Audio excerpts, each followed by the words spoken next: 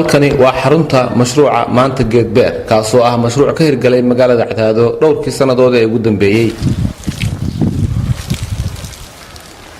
goobtan waxaa lagu beeraa noocyada kala duwan ee geedaha loo isticmaalo dhiraynta magaalada. sidoo kale waxaa ka baxa noocyo kamid ah qudaarta. Axmed Sheekh Xasan oo ku magac dheer Jagajage waa aasaasaha mashruuca maanta geed beer waana muwaadin waxa weyn ku soo kordhiyay bilicda magaalada Cadaado sida dhiraynta, nadaafadda iyo naqshadeynta magaalada isagoona si iskiisa u qabta dhammaan howlahaas. Jagajage ayaa maanta kula kulmay xarunta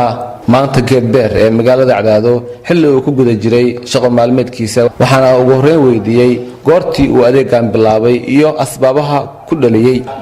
dadka wadankan degan gobolada dhexe oo dhan dhirta way jiraan inta badan dhibaatooyin badan ayaa dhirta ay ku hayaan koos noloshiina waa dhirta ayagii baa degan oo xoolahooda siisanaya marka muddo 8 sano 9 sano 10 sano ka hor ayaan waxaan u fikiray inaan bal dhirta oo wax yar ka aqeenay inaan anugu soo godo qaarna beero oo dadkeena gaarsiiyo dhowr nooc qaar waxa weeyaan deebilinkeeda leeyahay dhirta la harsado iyo dhirta geed miroodka dhulkeena waxa laga yaqaanaa digir iyo galley iyo masago oo dhul dhagax ku dhaxbaxda ama dooxa ka baxda ayaa beeraha ay u yaqaaneen laakiin hadda waxaan ku darnay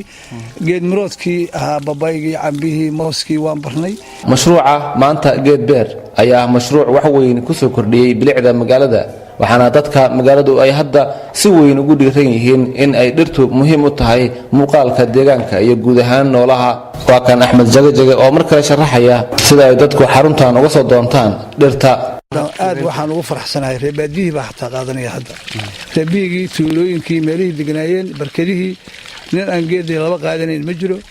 qaar ay gataan iyo qaar aan siino intaba waa jiraan dadkii xataa way u naxariisteen geedkii ay u daraayeen markii dhulkii cadaaday oo dhirtii laga waayay oo dhibaato abaartii ka badatay waxayba fahmeen in qof walba geedka uu beeri karo waxay ku leeyihiin noogu keen